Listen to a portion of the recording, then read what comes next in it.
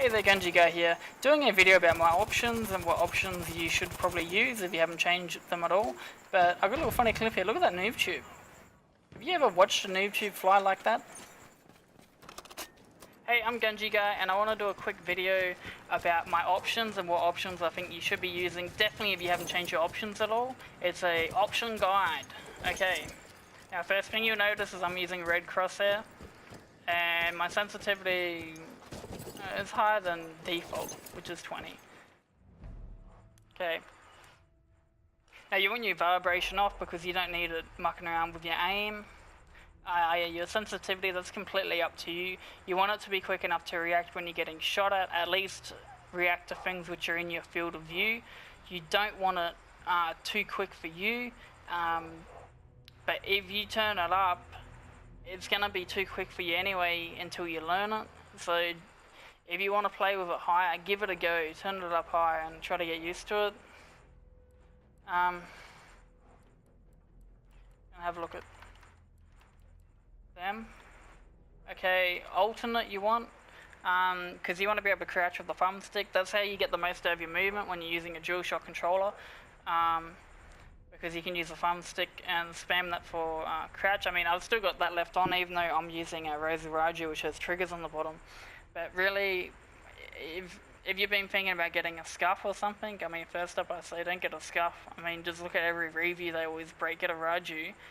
Secondly, I say that in Battlefield 1, changing the thumbstick to R3, well, I mean, crouch to R3 instead of it being melee, is pretty much exactly the same as upgrading your controller.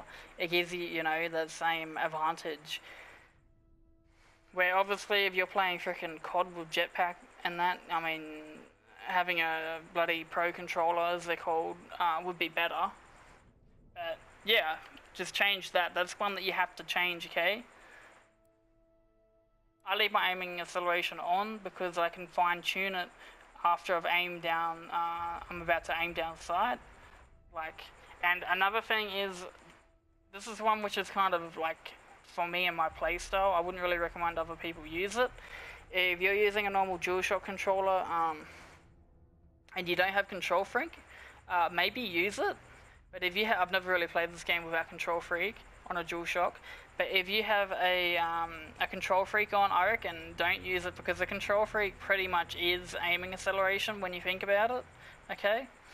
And the reason I leave it on instead of turning it off is because my stick on the Raju, okay, they already feel like I got Control Freak on them, but they're short, okay? So it doesn't take me long to go all the way right to all the way left.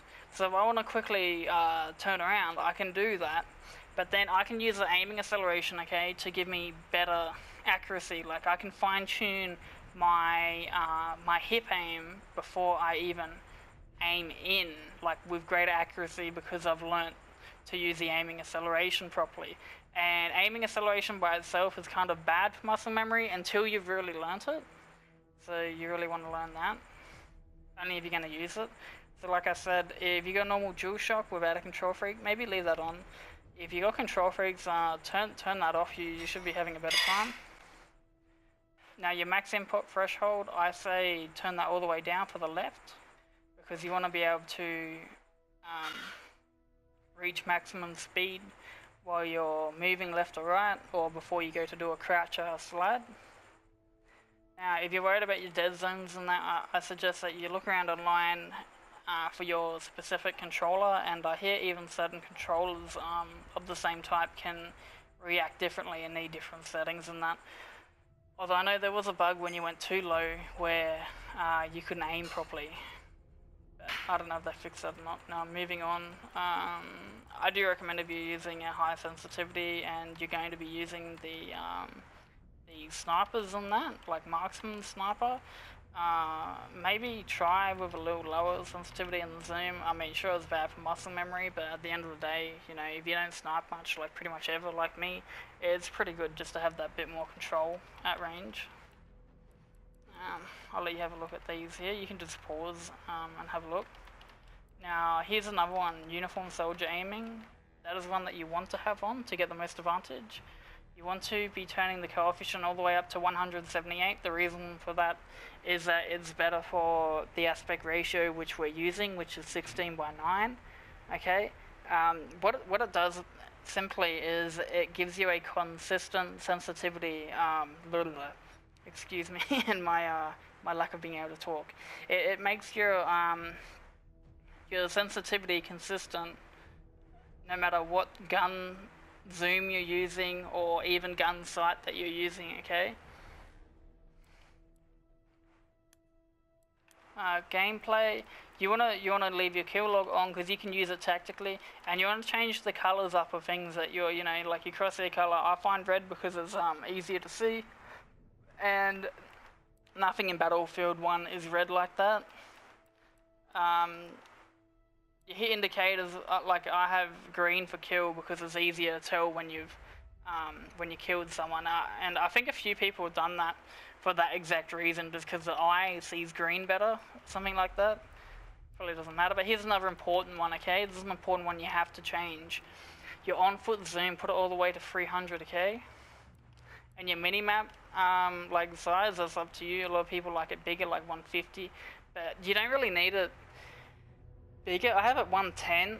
I could probably even have 100. It wouldn't really make a difference, because in Battlefield 1, it's not like Battlefield 4 where there's lots of little nooks and crannies like in buildings where people can be.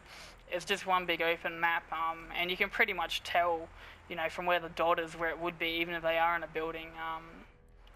So yeah, you want that on all the way. It'll make a world of difference, okay? Now, camera shake scale, another one you have to turn off, okay? I mean, you don't have to, but if you want a good experience, man, you want to turn that crap off, okay? I mean, you're not playing a freaking movie, you're playing a game.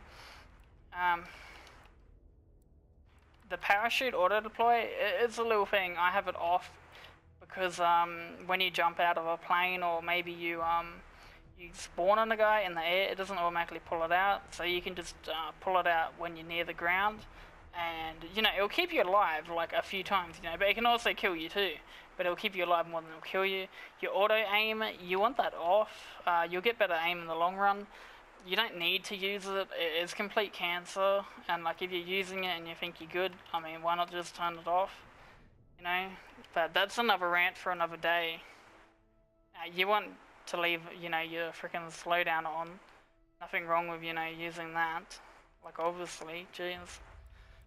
I don't know enough about this setting here. From what I've read, it seems like it says if you got low ping, it's better to turn it on. Okay, audio. I have music down. I just muck around with different languages for the voices. I don't really use the audio cues like that. So it's completely up to you. Here's another important one. Okay. Your field of view, that's the field of view I use, 90 horizontal. You definitely don't want default. You don't want it too high because like you can't see shit. Everything's just so far away. It really depends on what type of player you are. I mean, 90 is fine. I never feel that I need more zoom or less zoom, when I'm using 90. You can even turn that up a little bit, like if you're just rushing around, with a freaking SMG, whatever. Now, your motion blur, you want that all the way off, okay? And here's another one, okay? Your aim down sight field of view. I turn that one off, okay? I mean on. It means that you get better, well, not as much zoom, okay? And here's another one which I just do. A lot of people don't do this, okay? I don't like the guns to be blurred. I reckon it throws me off. I mean, that's just me. Different people, the whole reason that the gun gets blurred is so people can concentrate on where they're aiming. But for me, that messes me right up, man. Alright, and I'll show you for my guns. I use like no zoom, like for the bar.